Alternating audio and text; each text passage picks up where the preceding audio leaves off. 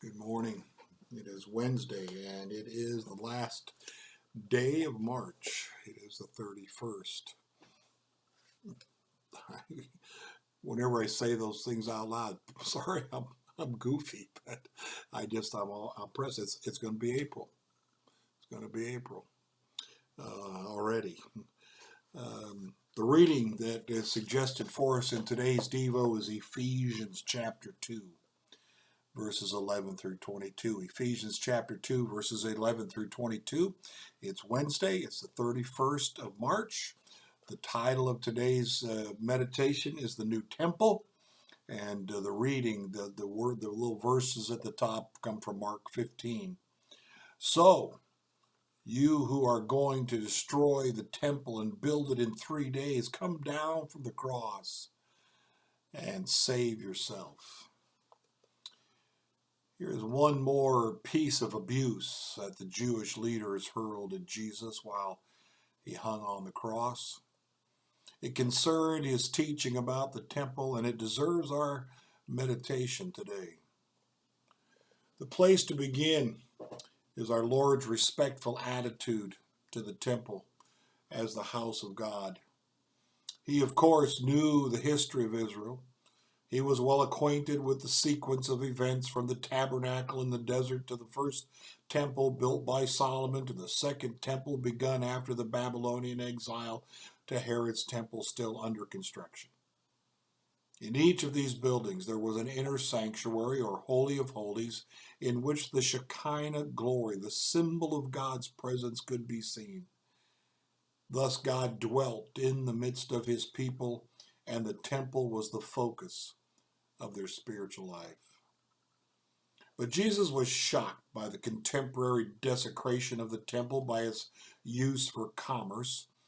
The house of prayer had become a den of thieves. And so Jesus did more than cleanse the temple. He foretold its destruction and replacement. Destroy this temple, he said, and I will raise it again in 3 days, John 2:19. His hearers entirely misinterpreted his meaning. They protested that the Jerusalem temple had already been under construction for 46 years. How could he possibly rebuild it in 3 days? The claim was absurd, but John explained that Jesus was referring to his resurrection body, which would become a new temple, the focus of the new messianic community. In the future, even when only 2 or 3 of his disciples met in his name, he would be among them. Jesus' contemporaries never forgot this saying of his. The false witnesses reminded the Sanhedrin of it. And while he was on the cross, the priests mocked his prophecy of a new temple. The New Testament letters, however, unfold Jesus' prophecy. The old temple was destroyed in AD 70, but now Jesus' messianic and resurrected community in the new temple, the dwelling place of God by his Spirit. And he recommends seeing 1 Corinthians 3:16. Being misunderstood was a regular affair for Jesus,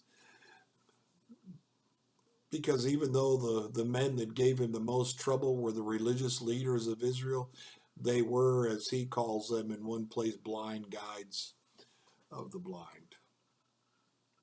They just couldn't see the truth because their minds are already made up to believe the things that they'd constructed out of their own traditions, out of their own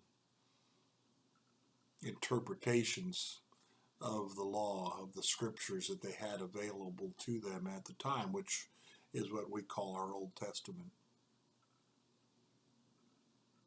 It's not something that came to an end or ever will come to an end, I don't believe, until everything ends. People, I think we see it a lot in our day and age. People believe certain things and they cannot be dissuaded from them. And because of things they are believing are false or constructions of their own mind, their own thought processes. They just simply cannot see the truth. And so they're prisoners of it. They're prisoners of it. We're living in a day and age when vast numbers of people have claimed certain things to be true by manufacturing their own proof, as it were. And the truth about who Jesus is no different. That's been going on since the beginning. Paul and John and Peter have to write letters about warning people to be on their guard against false teachings and false teachers. Jesus warned about that repeatedly himself. So it's important for us that we seek hard, we do our best to understand the things that Jesus spoke, the truths that he shared, not just settle for some quick surface understanding, again, like is done so often today on social media and by people who are involved in certain things they've become so passionate about they no longer want to hear anything else. Let's not be like that. Let's be humble servants of the Lord who seek to know him and to know his truth and to be set free by that truth and not trapped by the fake truth, to borrow a false news picture. Blessings to you today, and may the truth of Jesus and his words be made known to you.